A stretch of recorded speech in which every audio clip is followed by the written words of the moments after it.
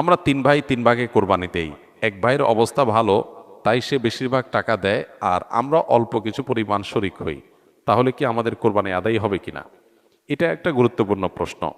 কোরবানি দেওয়ার ক্ষেত্রে বিশেষ করে যখন ভাই ব্রাদাররা মিলে কোরবানি দেন, তখন এরকম পরিস্থিতি তৈরি হয়। একটা গরুর দাম ধরেন 70,000 টাকা। তো এক ভাই, তার উপার্জন অনেক কম, সেজন্য সে 5,000 টাকা দিছে, আর বাকি টাকা যেটা আছে সেটা হয়তো বাকি ভাইরা দিস। কোরবানি হবে কিনা? উত্তর হলো কারোর কোরবানি হবে না। কোরবানিতে যে কোনো একটা পূর্ণ অংশ নিতে হবে। 7 ভাগের একটা পরিপূর্ণ অংশ, 7 ভাগের 1 ভাগ, 7 ভাগের 2 ভাগ, 3 ভাগ, 4 ভাগ, সর্বনিম্ন 1 ভাগ নিতে হবে। ভগ্নাংশ নেওয়া যাবে না, অর্থাৎ 1 ভাগেরও অর্ধেক নেওয়া যাবে না। 2 ভাই মিলে 1 ভাগ নিছে, হবে না, তখন সেটা গোস্ত খাওয়া হবে।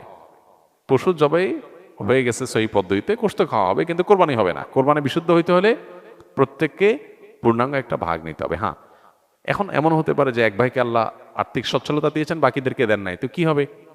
তখন সচ্ছল যিনি, তিনি তার পক্ষ থেকে কোরবানি দিয়ে বাকি সবাইকে, সবার পক্ষ থেকে দিবেন, যে ঠিক আছে তোমার পক্ষ থেকে একটা শেয়ার, তোমার, তুমি টাকা দিলা না, আমি তোমারটা দিয়ে দিলাম, এটা হতে পারে। অথবা আরেকটা হতে পারে যে ঠিক আছে, তুমি অল্প টাকা কামাই করছো, মাত্র 5,000 টাকা আছে, তুমি টাকা না দিলে তোমার কাছে ভালো লাগতেছে না, তুমি টাকা দিলে তোমার কাছে খুশি হবে, তো সেক্ষেত্রে 5,000 টাকা তুমি আমাকে দিয়ে দাও, এটা কোরবানির শেয়ার না। আমি কোরবানিতে এটা লাগাবো, সেটা ভিন্ন বিষয়, বাট তুমি শেয়ার হিসাবে দিলে না, এটা হতে পারে। প্রবাসীরা অনেকে একটা কাজ করে, বিশেষ করে মিডিল ইস্টে যারা থাকে, অনেক প্রবাসীরা কোরবানি ঈদের দিন নিজেরা একটা ছাগল জবাই করে। তো রুমে 5 জন থাকে, এখন 5 জন মিলে একটা ছাগল জবাই করলে ওই ছাগলের টাকা তারা ভাগ করে। এই যে এক ছাগলে কয়জন শরিক হইতে পারবে, কয়জন কোরবানি দিতে পারবে? একজন। ভগ্নাংশ দেওয়া যাবে না। তাহলে একজন কোরবানি দিলে রুমের যে কোনো একজন কোরবানি দিবে, তো বাকি 4 জন তারা কি বসে বসে খাবে? গোস্ত তো সবাই খাবে। তো এই জন্য তারা 5 জন মিলে ভাগ করে টাকা দেয়।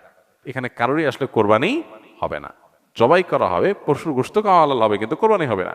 যদি কোরবানি হতে হয়, তাহলে এমন করা যেতে পারে, 5 জন মিলে টাকা দিল একজনকে, দিয়া বলল, ভাই আপনি মুরব্বী মানুষ, বড় মানুষ, বা আপনি যে কোনো কারণে আমাদের থেকে ভিন্নতর, তো এই টাকাটা আমরা সবাই তুলে আপনাকে দিলাম, কোরবানিটা আপনার তরফ থেকে আপনি দেন, সবটা একজনের হলো, গোস্তটা সবাই খাইলো। বা এই বছর আপনার তরফ থেকে হলো, পরের বছর আমরা আবার সবাই টাকা পয়সা দিলাম, ভাই আরেকজন হলো, টাকা আপনাকে দিয়ে দিলাম, আপনার তরফ থেকে হোক, কোরবানিটা একজনের হবে। ঠিক একইভাবে গরুতে ভগ্নাংশ, এটার ভাগ এভাবে আপনার শরিক হওয়া যাবে না, পূর্ণাঙ্গ একটা অংশের শরিক হতে হবে, তারপরে কোরবানি বিশুদ্ধ হবে। বর্তমান জামানায় ইসলামিক গজলের মধ্যে বিভিন্ন থাম্বনেল ইউজ করা হয়, যা অনেকটা গান বাদ্যযন্ত্রের মতো, এই ধরনের গজল শোনা বা অনলাইনে রিলিজ দেওয়া যায় হবে কিনা? থাম্বনেল যেটা, এটা তো একটা পিকচার, এখানে বাদ্যযন্ত্রের ছবি দিলেই ওইটা শোনা হারাম হয়ে যাবে না।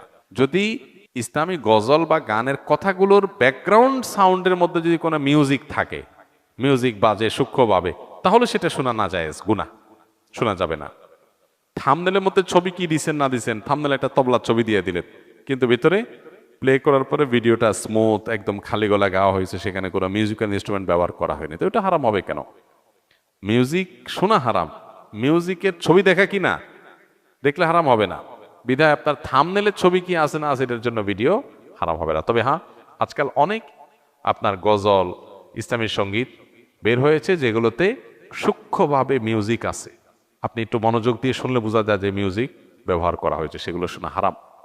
এগুলো আপনার খুবই সূক্ষ্মভাবে মানুষকে হারামের দিকে নিয়ে যায়। আমরা হয়তো ইসলামের কথা শুনে, আল্লাহর কথা শুনে, কোরআন হাদিসের কথা শুনে, ভালো কথা শুনে আমরা এগুলোকে শুনি, কিন্তু নিজের অজান্তে আমি হারামে লিপ্ত হয়ে যাচ্ছি। এগুলোর উপর আমাদের সতর্ক থাকতে হবে।